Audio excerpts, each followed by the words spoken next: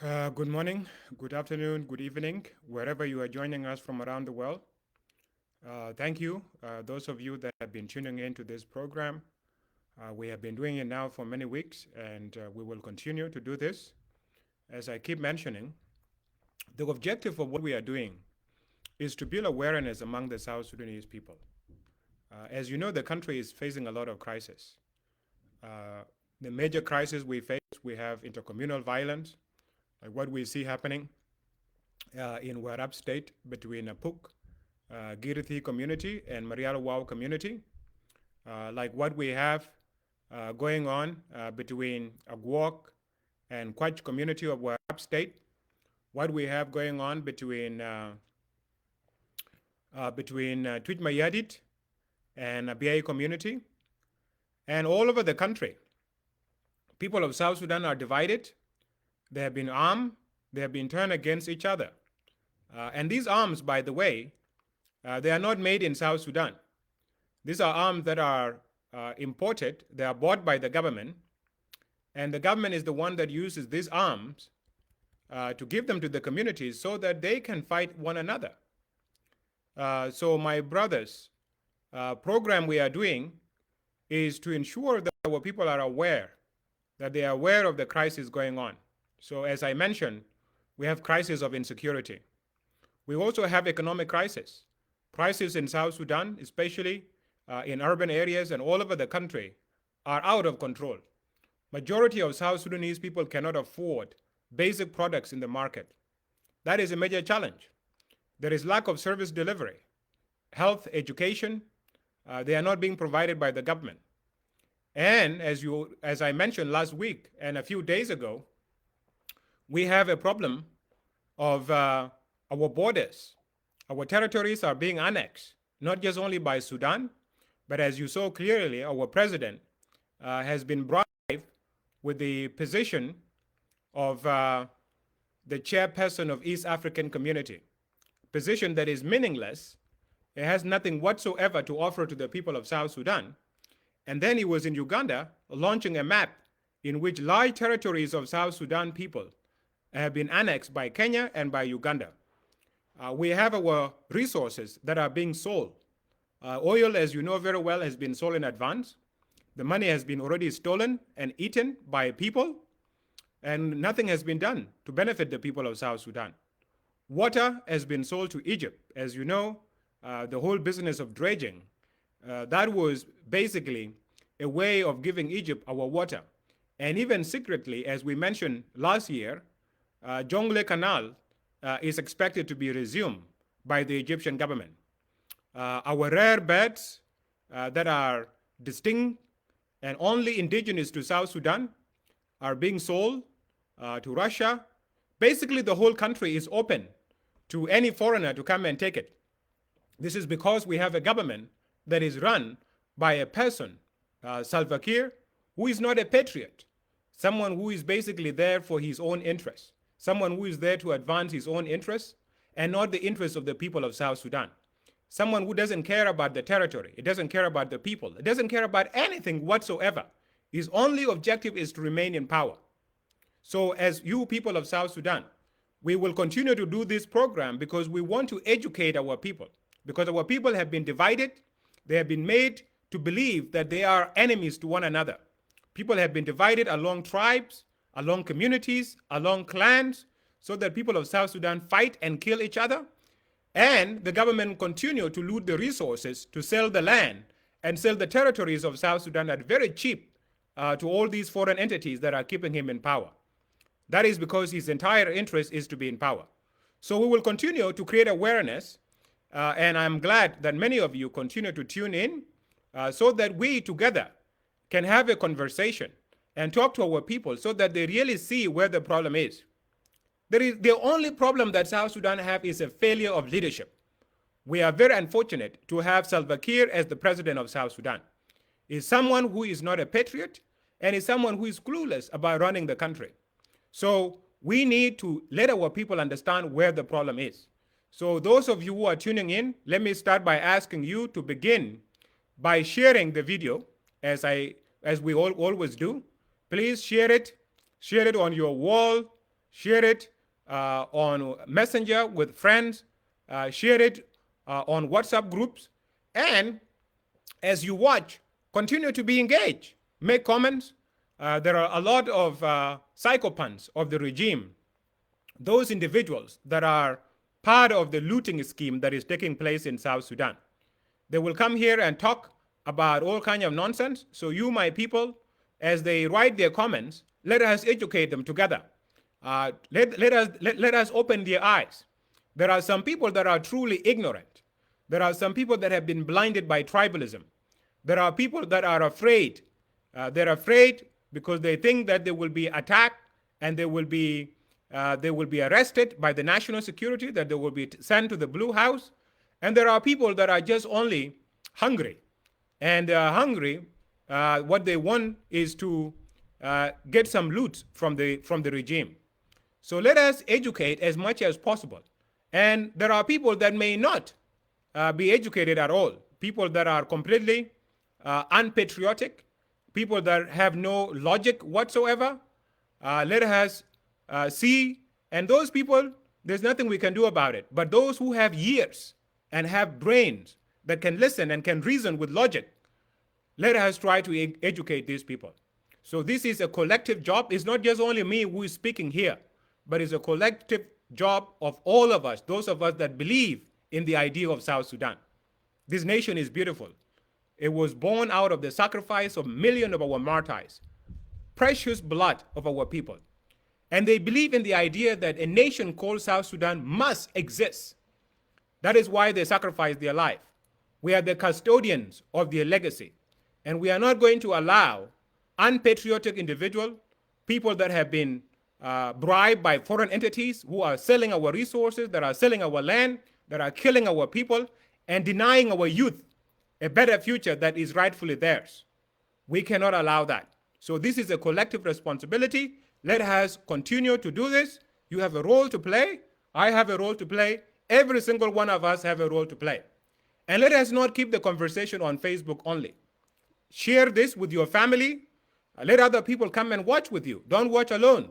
Let them come and watch with you so that they can also understand what it is that we are talking about. Because a nation requires contribution of every single citizen. So it's our responsibility collectively to make sure that the citizens of South Sudan are informed and are able to engage. Today, the topic we are going to talk about is how the SPLM was hijacked by the NCP. You know very well what the NCP is. NCP, in a real sense, is the National Islamic Front. These are Islamic fundamentalists. You know very well they came to power during the time of al-Bashir. Hassan al-Trabi was the ideologue, and it was the main person that had the vision for this fundamentalist party. They wanted to turn Sudan, the whole Sudan, to be an Islamic country. That was their main objective. And they want to Arabize the people of South Sudan. They want to Islamize the people of South Sudan. For many years, this is what we resisted as people of South Sudan. That is why we went to the bush, because we want to keep our African identity. We are proud of our African identity. We wanted to keep our religions, whether our traditional religion or those of us that converted to Christianity, we want to keep those religions. But the Islamic fundamentalists in the north have different ideas. They envision a nation that was homogeneous, a nation where everybody was supposed to be Islamic, everybody was supposed to be Arabized. This is what they envision. And they recruited a lot of South Sudanese people.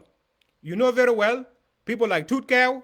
Tutkau was an adopted son of Omar al-Bashir. Many of you who were in Khartoum, you know that. He's Islamic fundamentalist, as you know. Those of Dinamatok, they are there. Those of Ngwen Mointwil, they are there. Those of Tordengma Wien, they are there. Those of Tonga Ken, they are there. So many Islamic fundamentalists, they were there groomed by al-Bashir.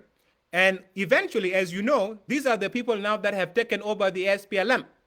You find them sitting in the National Liberation Council. People that have never liberated themselves. And they sit in the National Liberation Council, which is completely unbelievable.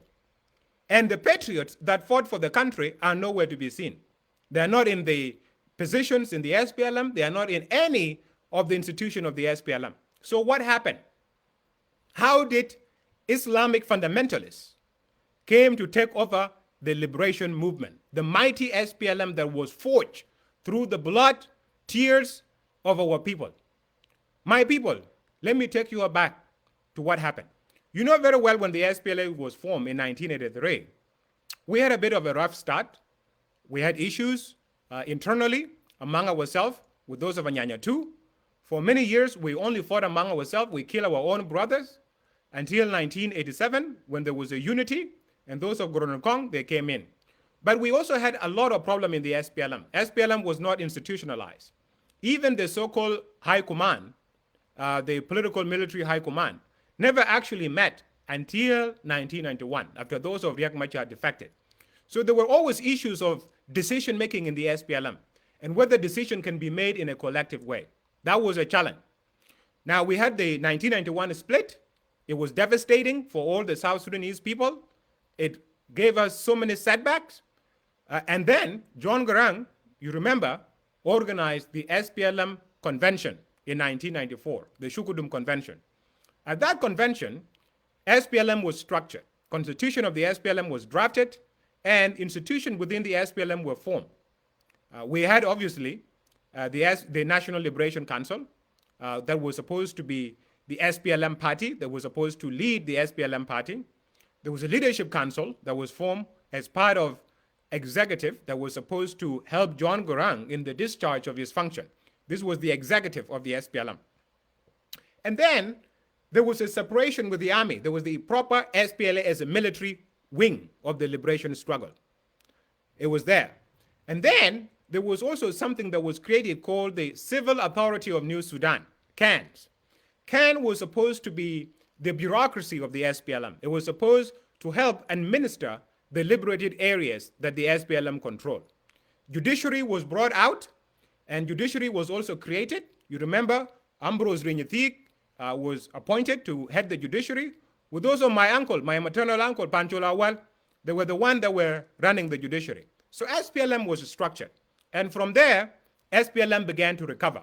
You remember the major recovery that we had in 1995, and we began to take back territories that was lost to the enemy. And we brought the fight to the enemy. We were winning victories after victories. During this time also, John Garang was investing in the capacity of the leaders of the SPLM. Education programs were started, long-distance programs. There were a lot of supporters that came from all over the world, from Europe, from America, that helped the SPLM commanders that have cut the education short so that they can learn and be equipped so that later on they will be able to help in the governance of South Sudan. So this is through this, a lot of current SPLM leaders, those of Biar Ajak, those of James Hook, those of Majang Agot, they began having access to education and they started learning. Many of them end up getting degrees. Even the members in the high command, those of Yusuf Kuomeki, they had access to learning, they were learning. But there was always a problem with Salva Kiir. When Salva Kiir was sent for courses, he would refuse. He will create all kinds of excuses and he will not go to school, he will not go to study. When he's trying to be sent to Norway or any places, people will come and tell him that if you leave, John Garang is going to remove you. So he refused to go to school. He refused to upgrade his capacity. Now, as the time goes and the SPLM expand its territory, SPLM now became a legitimate entity that was running South Sudan. So it required people with capacity, people that could think. So you saw a lot of John Garang now began to be surrounded by people like Denga Lor, those of Pagana Mum, other young leaders that were rising in the SPLM. And all of you remember, Salva Kiir began complaining that he's being marginalized, that he's not being allowed to make any decision. Well, there was a problem to that. First of all, in terms of the armed struggle, by then, Salva Kiir was not really playing much role. Most of the fighting was being done by the young commanders. These were the people that were leading the troops to the battle. So in terms of the actual fighting, and thank you, those of Nyal Deng also, Nyal Deng Nyal was also there. Those people were now the main people that were moving with John Garang because they had developed their capacities and they actually have knowledge. And they were the one that were now helping in the discharge of so many different functions. So Salva Kiir began to complain that is not being used, that is being marginalized. I'm being marginalized. Well, there was a truth to that because he had no capacity. He had no capacity. John Garang needed people that had capacity. So if you remember, 2002, he was sent to go and negotiate the Machakos Protocol in Nairobi.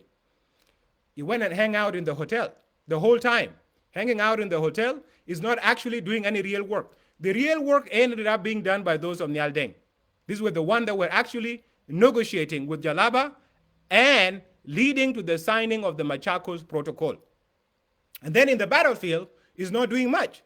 He's going to hang out in a will in Malwalakun with those of Malungawan, starting to create conspiracies, engaging in the fake slave trade. If you remember, there was this thing that was happening in the 1990s where the Jalaba used to come and take people from South Sudan and take them to Kordofan and made them to be slaves. This became a big deal. So the program was created by some of the Christian charities. Barbara Cox, she's a member of the House of Lords. She's a baroness in the House of Lords in the UK. She's one of the people. And those of Uncle Bona Malwal were able to raise funds so that some of the people that have been enslaved can be retrieved. Right? This was a legitimate program.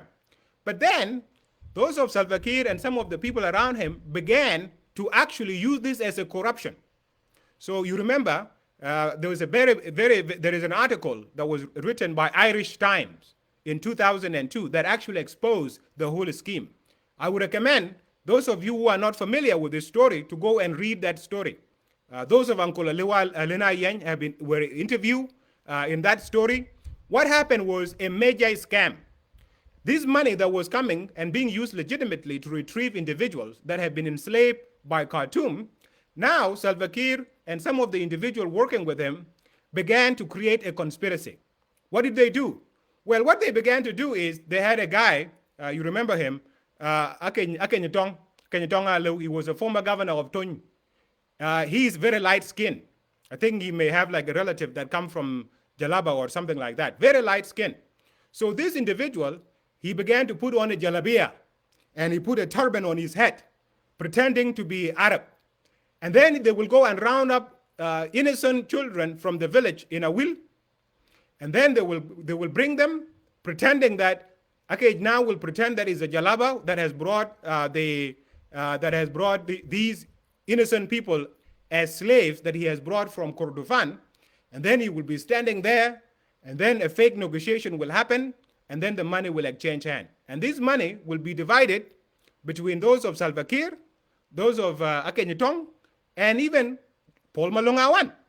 This was what was happening. It went on for years. The people that were coming from the UK had no idea. Those of Uncle Bona had no idea that this is what was happening. So ultimately, a word leaked out that what was happening was a scam, right? And ultimately, John Garang and the other people had to intervene because it became so embarrassing for the SPLM that they were pretending, using their own people, to engage in a fake slave trade. This is a reality. There is an Irish Times article. Those of you who want to read it, just Google Irish Times, and this issue was exposed. It became a real scandal that affected the entire country. In fact, the person that actually exposed this was the commander of the Barghazal at the time, Dr. Majang Agot. When he received an email from Khartoum, from the US ambassador that was in Khartoum, wondering, why is SPLM doing this? And is John Garang aware of this? And then he responds saying, no, John Garang did not know about this. The people who are doing this are those of Salva Kiir, those of Paul Malong, those of Kenyatong. This is what Salva Kiir was doing. He's not fighting any war. He's not engaging in any peace talks. He's not engaging in any administration. He's creating fake slave redemption program. This is what he was doing. So obviously, if you're John Garang, a guy that has refused to go to school, he refused to go for any training whatsoever so that his capacity can be upgraded. He remained the way he left his village. The way he left his village, that is the way he has remained. He refused to go to school. He refused to upgrade his capacity. And he's engaging in embarrassing corruption activities. So what do you do with this guy? You just let him sit there. So he started complaining that he's being marginalized. When he's sent for peace talks, he go and hang out in the hotel. is not doing any work. Those of Nial Deng, those of Yasser Arman, those of Malik Agar, they have to go and do the real work while he's hanging out in the hotel. So John Garang realized there is nothing he can do about this guy. You just let him hang out in the hotel. And then he became frustrated. During this time, there was conspiracies that were growing in the SPLM.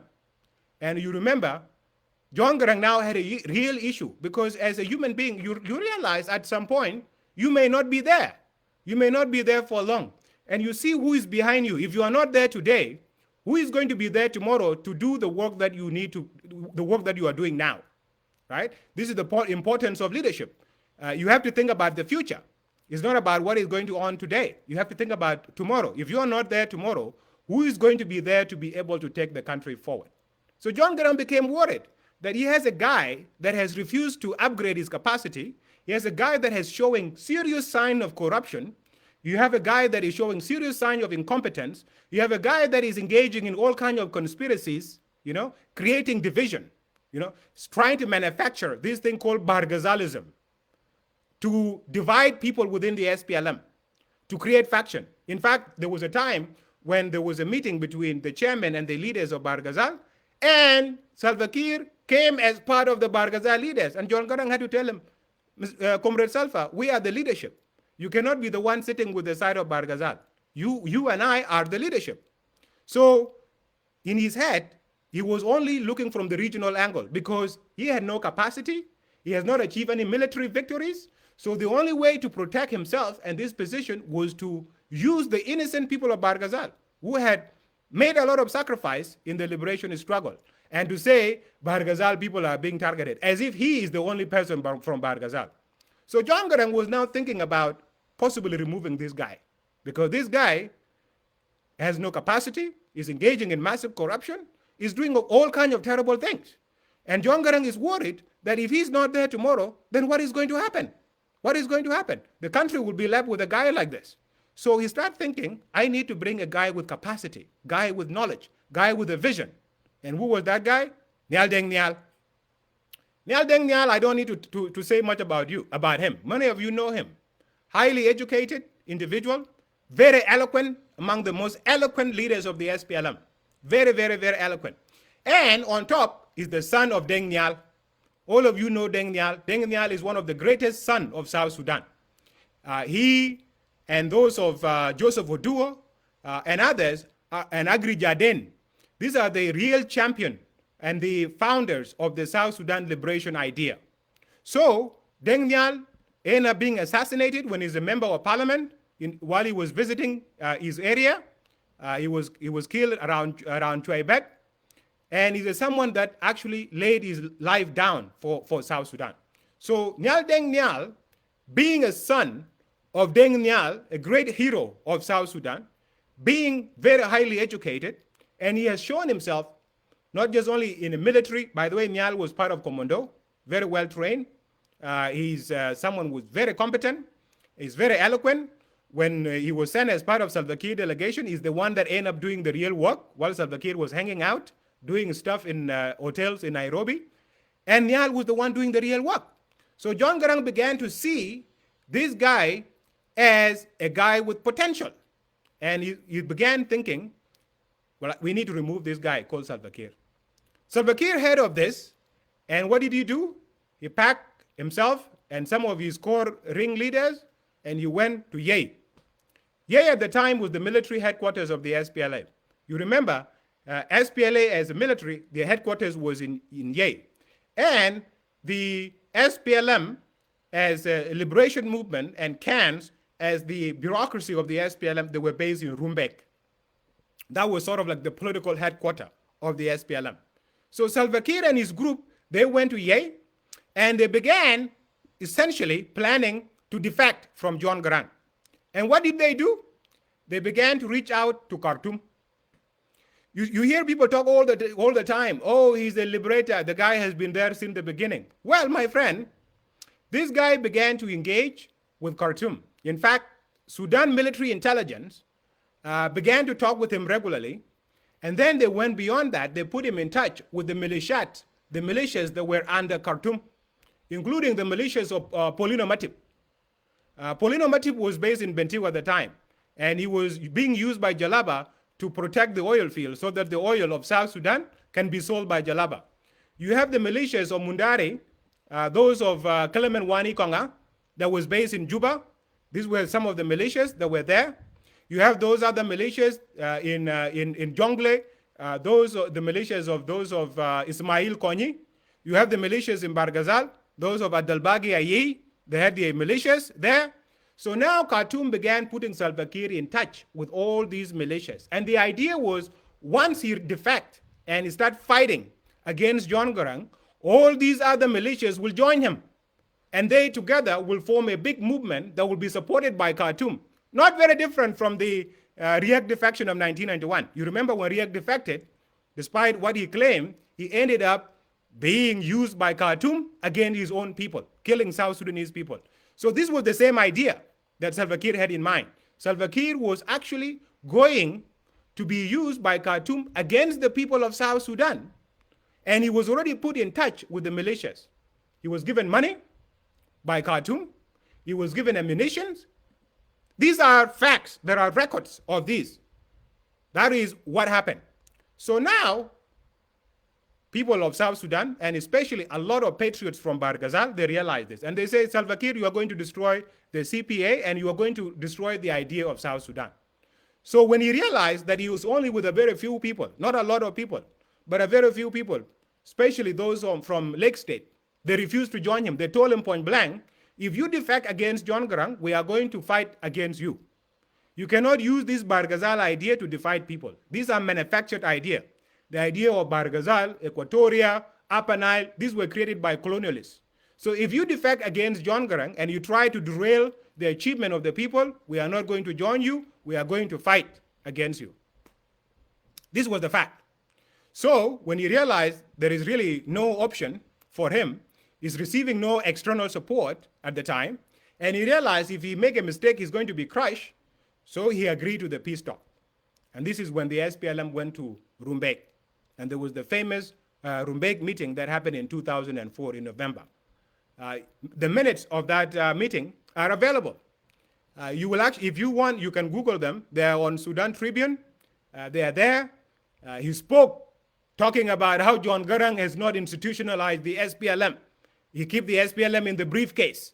When he leave, who does he leave the SPLM in charge? Who does he leave in charge? This is the question that he was asking. He's accusing John Garang of corruption. This is the guy that was using fake slave. Fake slave. He's accusing John Garang of corruption. And he's the guy that has been using fake slave. Right? So he talk, all this nonsense he talked.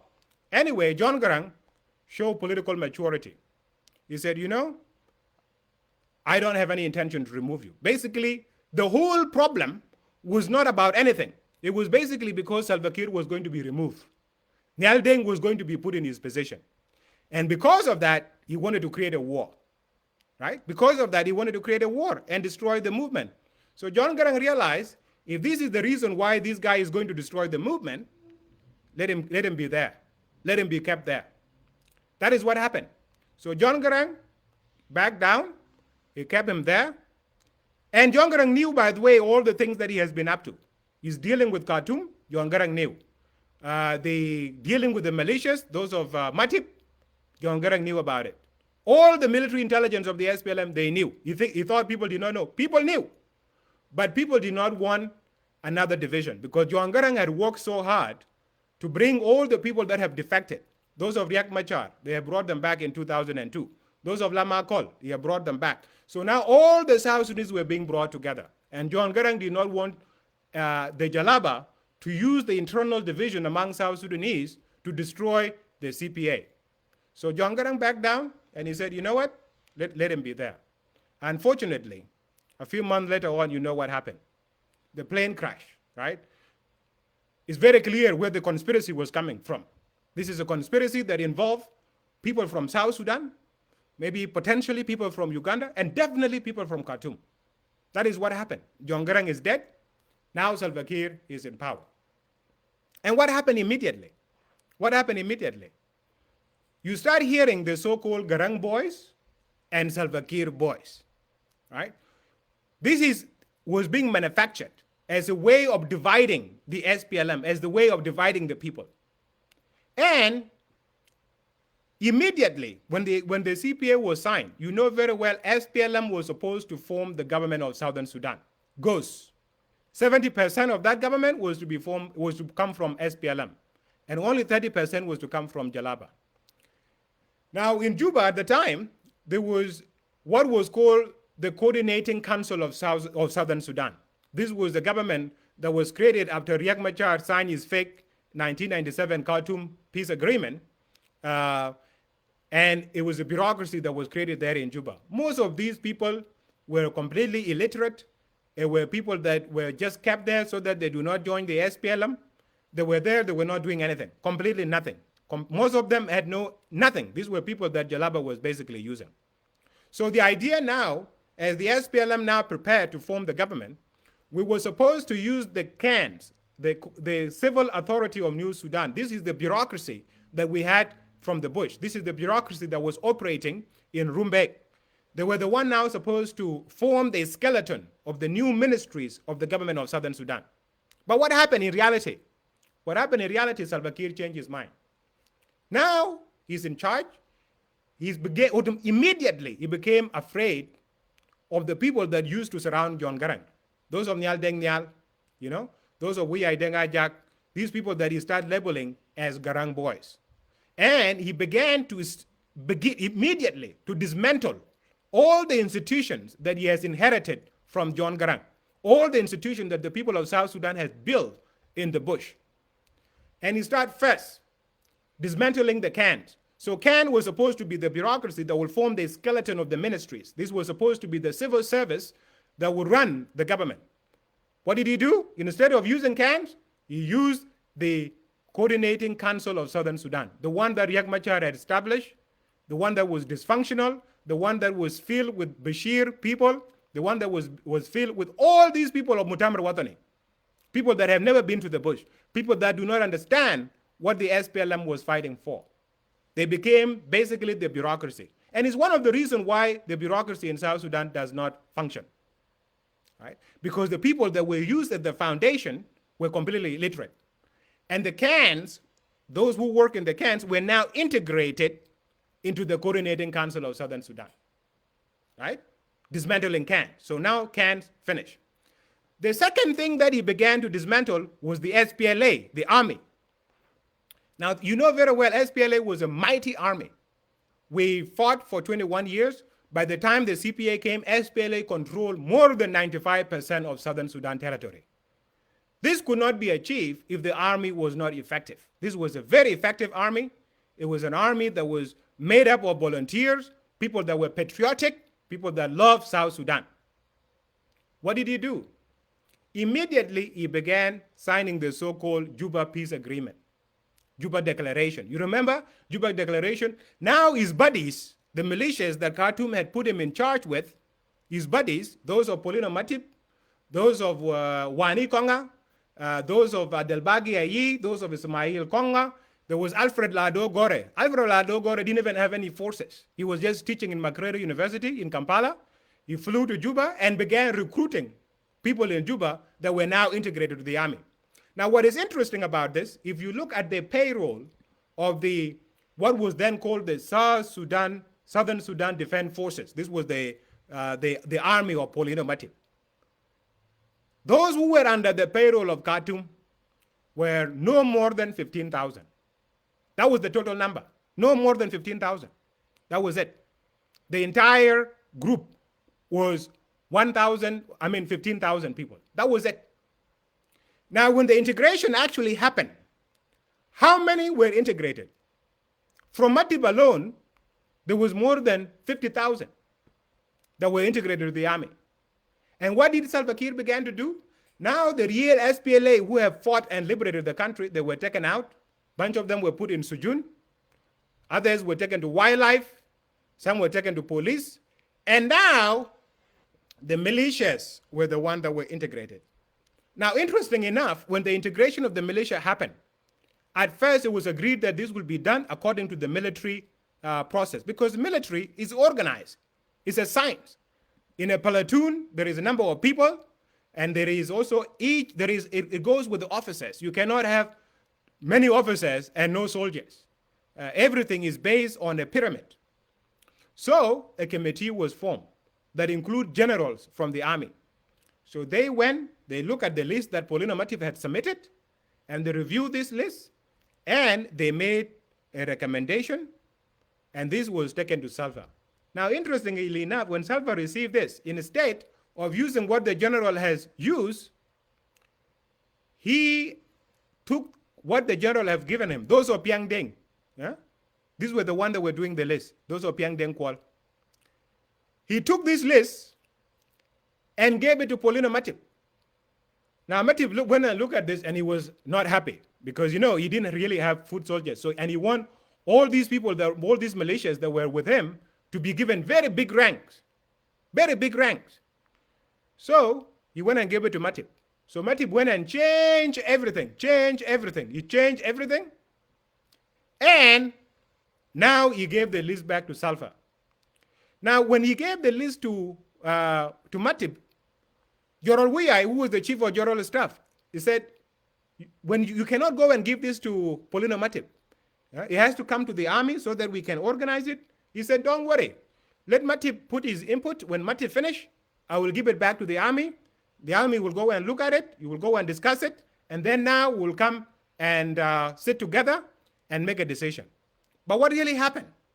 After Matip reviewed the list and he made his changes and gave it back to Salva Kiir, Salva Kiir just only issued an order to all units, taking all the recommendation of Matip and forgetting the recommendation that had actually been prepared by the army. That was the beginning of him dismantling the SPLA. And ever since, every single year is integration of militias. You remember, Peter Gadet will defect. After 2 months, he will come back with like 10,000. They will be integrated. Then he will stay for another year or 6 months. Then he will defect again. And then he will go and come with another 15,000. They're integrated. The whole time, this is what the generals in the Bill farm are doing. They're just integrating militia after militia. Those mighty SPLA soldiers that fought, now they became very junior. Those who did not fight the war, who were with Khartoum, who were fighting them, are the one defecting. And every time they defect, they come with big ranks, and big ranks. All these militias began to take over the army. And they did not even know what the SPLA was fighting for. They had no idea, no clue whatsoever. So he began to dismantle the SPLA. Now the SPLM, the party, immediately after John Garang died, those of inner circle of Salva Kiir began to say, the SPLM is dead. The SPLM is dead, as if John Garang was the SPLM, that the SPLM is dead. Let's not even worry about that. Although Pagan Amum was the Secretary General, Pagan was severely marginalized. I remember the first time I came to Juba in 2006. It was terrible, absolutely terrible. Pagan could not do anything, he could not engage, and Salva Kiir was completely avoiding the SPLM. For the most of the interim period until 2008, now when the convention was coming, this is when now he became interested in the SPLM. And what did he do? His buddies that came with Matip, with Abdel Baghi, with all these militias, he began to basically integrate them, put them into the SPLM. And those of Tor Deng Mawien, who had been Islamists, part of the National Islamic Front, those of Hussein, Abdel Baghi, Ayi, all these people, these were the people now he was listening to. These people, they had something unique that the rest of the other comrades in the bush did not have. They knew how to worship dictators because they had practiced for many years. Because they go to Bashir, they worship. They go to the mosque with Bashir. All of a sudden, they were all Muslims. They go to the mosque, they go and pray with Bashir. Now, when they were in the south, when Salva Kiir has become the leader, they all changed their religion. All of a sudden, they became Catholic, even those who were Islamists. And they start going with Salva Kiir to Qatar church, pretending all of a sudden that they are Christian. And they are actually Islamists. You know very well Tutkew is Islamist. Every time you see him engaging with Islamists, bringing in Muslims to the country. He has actually allowed the country to be hijacked by Arabs. All these Arabs that you see in Juba, all these expansion of Islam that is happening in South Sudan is because of Salva Kiir and because of Tutkel. So SPLM all of a sudden began to be dismantled completely, taken over by these individuals. So that is what happened. So now, as we head towards the 2013, when the SPLM was to have a convention, the real comrades in the SPLM were not happy with the direction of the party. Party has no program, had no ideology. There is nothing that is being done. During the entire interim period, a lot of corruption has happened. You remember the Duro saga, the Duro saga that happened during the interim period. You remember the disappearance of money that has happened. Bashir was actually the one that said it in Juba when he was being accused. He was saying, you people, you are the one who have taken your own money. You have the only one who have stolen your own money. And he began to mention name. And then people of South Sudan were completely shocked by what is happening. So, and by the way, what is interesting that I must add, a few days after John Garang died, and Salva Kiir went to Juba and he was sworn in, he had a special meeting with Bashir. In this meeting, Bashir gave him $30 million cash in a box. And he said, my son, shukran yaki, shukran jidan, tabamul shokol kwez, de grushek, this is your money. You do with it what you want. There are witnesses, by the way, that were there. Witnesses who are there, who have told me what happened. That, my people, is what happened. You had a guy that was completely uneducated, that was not contributing anything, that was already engaging in corruption, that was engaging in division in the SPLM, using regionalism, trying to manipulate people from Bahr Ghazal, that they are being targeted because Kiir himself, John Garang, began to sow the weaknesses. Now, my people, if you look at what is going on in the country, was John Garang not right? Was he not right to think about removing Kiir so that Kiir can be taken out? Was that not right? If someone like Nyal Deng was the one running this country, the country would not be where it is today. And that is what John Garang saw. He realized that he may not be there. And if he's not there, and there is this guy who's hopelessly corrupt, hopelessly incompetent, hopelessly divisive, where would the country be under such individual? This is what worried him. And you saw immediately when he came over, he dismantled all the institutions. Now, where is the army? There is no army. The only force you have in Juba now is Tiger, which are protecting him, national security, who are protecting him and intimidating people on his behalf. Where is the civil service? I told you last time, when the comprehensive evaluation of the government of South Sudan was done, they found 67% of the people could not write a basic sentence, and they could not do a basic arithmetic. For example, if you tell them 27 plus 19, 67% could not get it right. Why? Because these were the people that Mutamar Watani had put in the so-called Coordinating Council of Southern Sudan that were completely clueless. So he dismantled the civil service. Look at the party. In fact, if you look what is happening in Awil, by the way, if you remember during the liberation struggle, Awil, people from Awil played a major role. In Mormor, those of Madinga Awil were the majority. And by the way, because Awil has a huge population, so is appropriate. But if you look now in Awil, who are the one running Awil? It's all NCP, those of Tonga Ken, and they have began to bring their own people from Khartoum, the one that were with them, with the NCP. Even other South Sudanese who were in Khartoum, that were loyal to the SPLM, they have been marginalizing them. They have only brought back their boys of Mutamar Watani. These are the one now that are commissioners, these are the one that are ministers, these are the one running the country all the way to the Buma. Look what is happening in Unity State. When Mointwil, in fact, when Mointwil actually is a Muslim, he only converted back to Christianity after the independence. But they were the ones that were being used by the NCP. In fact, he has been a minister since the day that he finished from university, promoting Islamic ideology, promoting Islamic ideology. Right? He's the one that is in charge now with those of Tutkeo. You remember last time there was a brother of Tutkeo, the one that was killed by the rebels of Boy Rolyang. It was also with him. It was also with him in Khartoum, in the NCP. The entire government now in Unity State has been hijacked by NCP. And all those people from Unity State, you remember during the war, Unity State, they play a role. Those people who were there, they are completely marginalized. Completely marginalized. All the way, if you look what is happening in Unity State now, those who were in the bush, like those of Stephen Boy Rolyang, right? When Stephen Boy Rolyang was appointed as Division 4 commander, and it was stationed in Bentiu, those of Mwen and Tutkeo began to conspire against him because they did not want anybody that was actually legitimate, someone that actually had credential in the liberation struggle.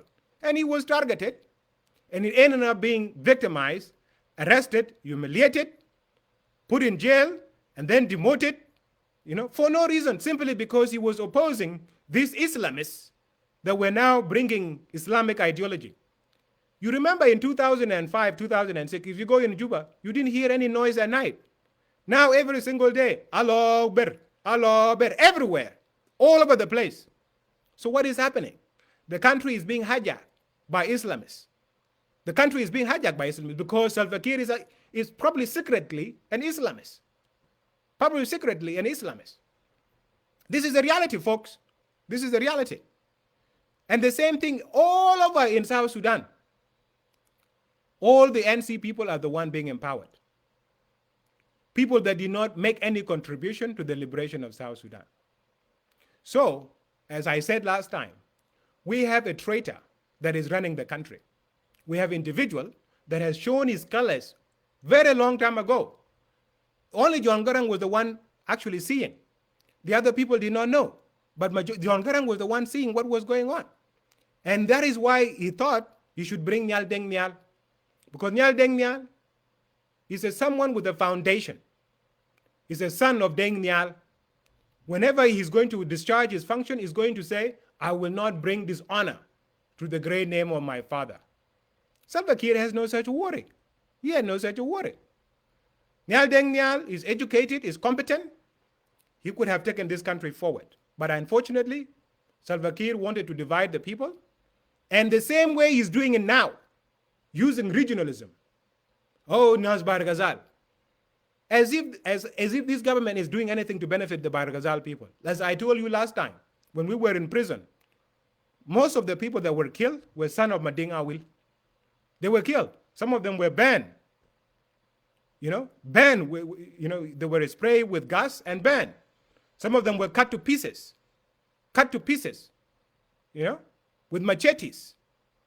This is what was happening, my people. This is what was happening to our own South Sudanese people.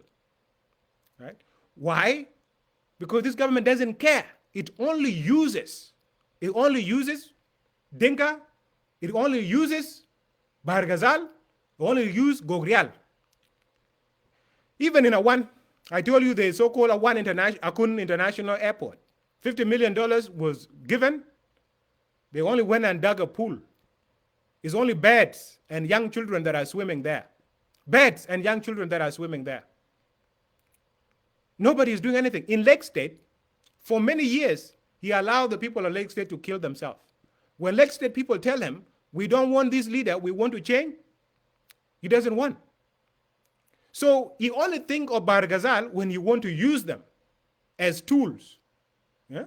As tools. He used them as a tool to keep himself in power and to enrich himself so that he become rich. Look at what is happening now. This fighting that is happening between Twitch Mayadit and Abiy. If there is a reason really for that fight to be happening, could this fight be stopped if there was a serious leadership in the country? If Salva Kiir actually cared about the lives of the people? But no, he's not interested. See what is happening now between Apuk Girthik and Marial Wow. What is happening? His own generals are the ones supplying the civilians with guns to go and kill other civilians. Now in the greater Gogrial, the only community that is not fighting is a one. All the other communities have been given guns to kill each other. The only community that is not fighting now is a one community. But every other community in Gogrial is fighting. Fighting. People are dying day and night. So Barghazal became an issue when Salva Kiir wanted to use people and to keep himself in power. But it's not an issue in a real sense. He doesn't think about them when it comes to development. And why? Because Salva Kiir is a foreign agent. He has been a foreign agent since the Bush. In fact, he used to receive money from the so-called Friends of Sudan account. I have found from reliable sources that he used to receive money there. So even during the Bush, this guy was already being used by Mutamar Watani. In fact, even the referendum, Salva Kiir had agreed to delay the referendum. It was only the Washington, when the US heard about that, he said, no, referendum cannot be delayed. But he had agreed. He had agreed to have the referendum be delayed because he's their agent. That is why even the borders have not been addressed. That is why the issue of Abyei has not been addressed. That is why we could not help the people of Nuba Mountain and the people of Blue Nile who fought with us and died with us. We could not make sure that the CPA was fully implemented because we had a guy who was a foreign agent. And even the mysterious death of John Garang, don't you find it suspicious that only a few months after they had a problem with Salva Kiir, John Garang is dead, and all of a sudden it's Salva Kiir that has taken over? Don't you find that suspicious? And why is he holding on to power, refusing to retire? Why? Because you know some of these things will be found out. And by the way, it doesn't matter at this point. Whether he retire or not, Junubin has to know the truth. So my people, we have a guy who is running a country who is not for the country. That is why he's selling the borders. You saw what happened in Uganda when he was there. The whole Ilemi Triangle has been taken. It's a land that is rich in minerals, is a land that is rich in gold, is a land that is rich in oil, and is a land that is fertile. But he doesn't care. The same thing, even the place where we did the convention in 1994, that place has now been annexed by Uganda. Just look at the map. Look at the map. Even the place where John Garang died, that place has now been annexed by Uganda. Do you believe this president is patriotic? He can't even protect the territory, the land of South Sudan. Is this person patriotic? Huh? Is he patriotic? Obviously, we all know he's incompetent. And he's incompetent because he has been refusing in the bush to learn. And it was one of the reasons why John Garang could not use him, because he was incompetent. If you send him to war, those of you who were in the SPLA, Salva Kiir is sent to war, a lot of soldiers will be killed. A lot of soldiers will be killed. You remember the operations of Rumbek. Even Alina Yang, who was one of the commanders, was very mad at him. Was very mad at him because he's so incompetent and he doesn't know how to use the soldiers very well. So he was incompetent in terms of military. He's incompetent in terms of governance. He could not go and negotiate anything. That is the guy. All he wanted to do was to be in a position. And when people wanted to remove, John Garang wanted to remove him, he threatened to derail the achievement of the South Sudanese people. The same way when people, SPLM, wanted to remove him in 2013, he rather create a civil war and destroy the country. And in the meantime, selling the resources to anybody, selling them to the highest bidder. This is the guy that is running the country. And people come and tell us he's a liberator. He was there. Some people join, when there is a rebel group, there are people that join for their own interests. There are some people that come from a very poor background that has nothing, and the only way they can escape poverty is by joining an armed rebellion. Not everybody that joined the rebellion joined for the right reason. There are some people who are criminals who join for the wrong reason. Do you think Salva Kiir joined the SPLA for the right reason? What did he learn from the SPLA? Already he showed serious signs of corruption using the slave saga. He was incompetent. He could not fight the war. He could not lead the people. He could not negotiate anything. When John Garang wanted to remove him, he went and rally up people and confuse people and say, Wallahi, the Nas Barghazal are being targeted. And the person John Garang wanted to bring is Nyal Deng Nyal. Where is Nyal Deng Nyal from? Is Nyal Deng Nyal from Equatoria? Is Nyal Deng Nyal from Upper Nile?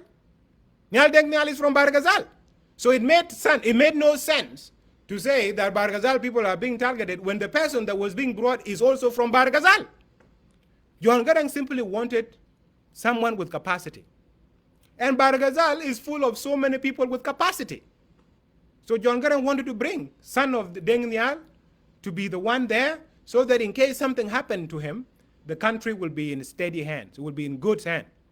Now we have this guy as the leader. And you have seen what has happened. Poverty is the highest. Maternal mortality is the highest. Infant mortality is the highest. Illiteracy rate is going up. Poverty is going up. Our army has completely been destroyed. We don't have a real army anymore. We don't have a national army. Our borders are being taken.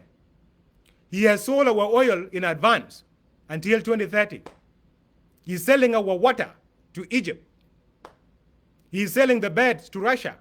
And now he has brought in Russia to come and take all the other minerals, simply so that he can get guns and kill South Sudanese people so that he can keep himself in power. This is the guy, my people. So that is how the SPLM was hijacked. SPLM was hijacked through Salva Kiir. And Salva Kiir was afraid of his own colleague in the liberation because he knew that these people, they know that he has no capacity. So if the institution of the SPLM remained intact, the SPLM was going to remove him. So that he avoid being removed, he had to get rid of his colleagues that were in the bush, those who actually fought to create the SPLM, and brought in psychopaths, sons of Bashir, Islamists, fundamental terrorists. These are the people that he brought into the SPLM to be the one running the SPLM. So that he can be in power, so that they can worship him. Janabu, Bandit, Zol Kabir, because that is all those people know. We from the bush, we call each other comrades. He doesn't want to be called comrade, he wants to be called Janabu, Bandit. These are the things that he wants. He doesn't want to be told facts, because those who came from the bush, they are liberated. They will tell him this is not what we used to do in the bush. So he has to crush anybody that was part of the liberation struggle, so that he's the only one surrounded by psychopaths, people that never fought, and they call him a liberator, as if he's the only one that fought. And even his real contribution was very small in the war. As I mentioned, when he was sent in the front line, he go and destroy a lot of soldiers, people would be killed, and he would never achieve anything. Politically, he could not achieve anything. This is the guy. So that is what happened. So as I mentioned to you, my people, what we are doing is educating our people based on facts, what really happened in the liberation struggle. Because we need to take our country back from these individuals that have hijacked the country, that is selling the country.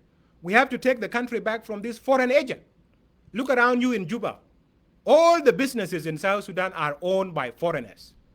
Hotels, even the water, all the shop, Darfurians. He's the only empowering foreigners, using our land to benefit and to enrich foreigners. And he only uses the people. Oh, the Dinka leadership is being taken to fight Riek Machar. And then now go and rally up Barghazal. No. South Sudanese people are brothers and sisters. Any son or daughter of South Sudan can be a leader. A leader can come from any region. Can come from Upper Nile, can come from Equatoria, can come from Barghazal. Can come from any tribe. Can come from Nuer, can come from Shuluk, it can come from Taposa, it can come from Zande, it can even come from Bongo. Any tribe in South Sudan can be a leader.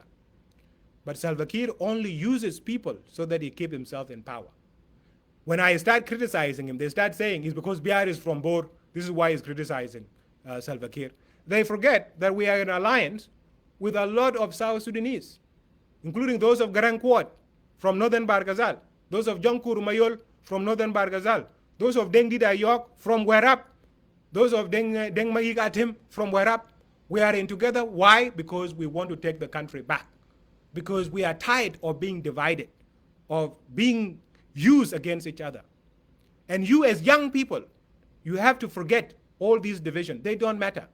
You have an individual that has systematically destroyed the fabric of South Sudan. He started by destroying the institution that our people built for 21 years, and then now he started destroying the communities, even the church.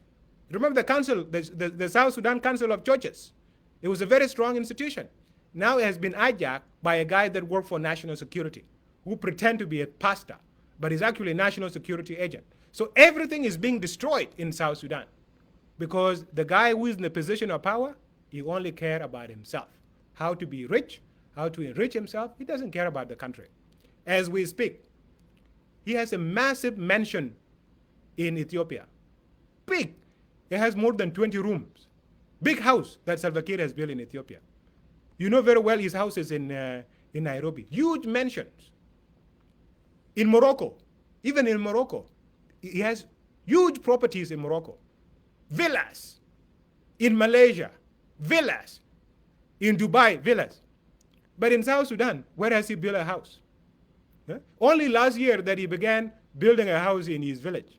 And to build that house, instead of giving it to the South Sudanese people, he went and brought Syrian engineer, as if South Sudan has no engineers. He went and brought Syrians to be the one to come and build a house that he has not even finished right now in Akon. This is the guy. He's a guy that has no love for South Sudan. That is why every single day South Sudanese people are dying. South Sudanese people are dying, and he doesn't care. South Sudanese people are in extreme poverty. He doesn't care. He sent his minister to Geneva to go and ask the international community, tell the international community, no, we cannot do anything to help our people. These people who are returning, no, there is nothing we can do to help them. What is the point of the government? What does the government do with the oil revenues? It doesn't see it as his responsibility to help the people of South Sudan. He only see money and the oil of South Sudan belonging to him and Bolmel. They are only to go to his pocket. They are not to be used for the benefit of South Sudanese people. This is the guy we have, my people. So you and I, we have to begin to remove this guy because there is no hope whatsoever for South Sudan with Salva Kiir in charge.